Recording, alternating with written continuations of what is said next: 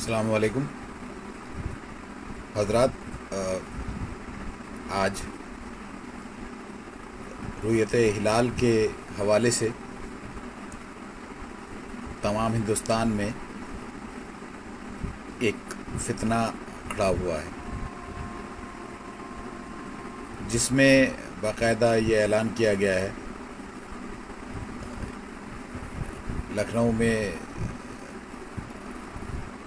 آغا سیستانی کا جو دفتر ہے وہاں سے کہ ہندوستان میں عید منائی جائے. سوال یہ نہیں ہے کہ عید منائی جائے یا نہ منائی جائے، چونکہ اس کے فوراً بعد کچھ علماء نے توضیح المسائل کے حوالے سے رؤیت ہلال کی کنڈیشنز جو پیرامیٹرز رکھے گئے ہیں ان کا بیان کیا گیا، جس میں خود آغا کی طرف سے یہ کہا گیا ہے کہ حاکم شرع کا اعلان جو ہے وہ اس معاملے میں حجت نہیں ہوگا. تو میرا سوال یہ ہے کہ یہ لوگ جو دفتر میں بیٹھے ہوئے ہیں اور ان کو اپنا نمائندہ کہہ رہے ہیں بہت بڑے ادب اور احترام کے ساتھ میں، ان کا وکیل اپنے آپ کو بتا رہے ہیں، کیا ان لوگوں نے توضیح المسائل نہیں پڑھی؟ کیا یہ آغا سیستانی کے وکیل ہونے کے باوجود جو ان کی طرف سے مسائل بیان کیے گئے ہیں وہ نہیں جانتے؟ ایک عام آدمی کے اوپر تو اتنا پریشر ہے کہ صاحب آغا نے یہ کہہ دیا، ان کے دفتر سے یہ اعلان ہو گیا کہ صاحب عید منائی جائے، لیکن یہ لوگ جو بیٹھے ہوئے ہیں کیا یہ واقعی اس قابل بھی ہیں کہ یہ اس دفتر میں بیٹھیں؟ جب یہ ان کی لکھی ہوئی کتابیں ان کے وکیل ہونے کے باوجود مسائل کو نہ دیکھتے ہوئے اور انہوں نے ایک اعلان کر دیا جس کتاب میں وہ خود لکھ رہے ہیں حاکم شرع جو ہے اس بات کے لیے وہ آتھرائز نہیں ہے کہ وہ چاند کو بتائے یا نہ بتائے. یہ سوال ہی انہوں نے کیوں کیا؟ کیا انہوں نے کتابیں نہیں پڑھی؟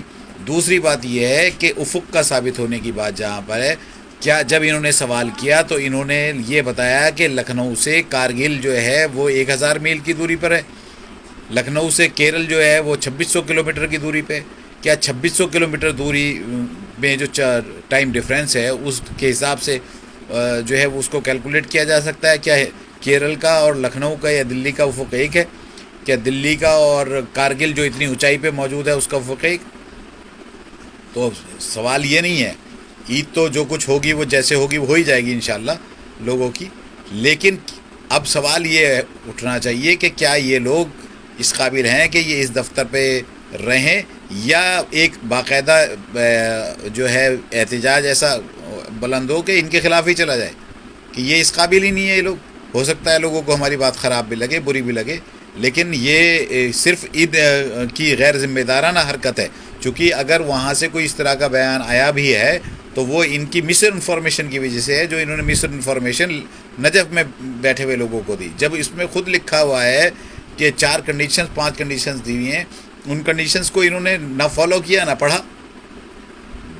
واضح ڈائریکشنز ہیں، اس کے باوجود انہوں نے وہاں سے سوال ہی کیوں کیا جو سوال ہی نہیں بنتا؟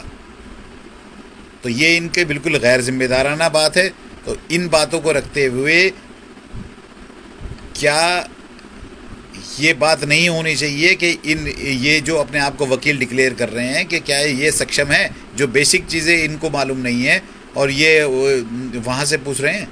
اور یہ پوری انہوں نے عوام کو جو ہے ولغلا دیا، پوری شیعت کو انہوں نے پریشان کر دیا. لوگ جاگ رہے ہیں اور سمجھ میں نہیں آ رہا لوگوں کو کیا ہے، اور غالباً ان کی اس غیر ذمہ دارانہ حرکت کی وجہ سے ہندوستان میں شیعہ بڑھ گیا اور غالباً عید بھی 2 ہوں گی، اور یہی جو ہے اس طرح سے فرقے بن جاتے ہیں اور یہ فرقہ جو ہے بن جائیں گے، کوئی نہیں روک پائے گا.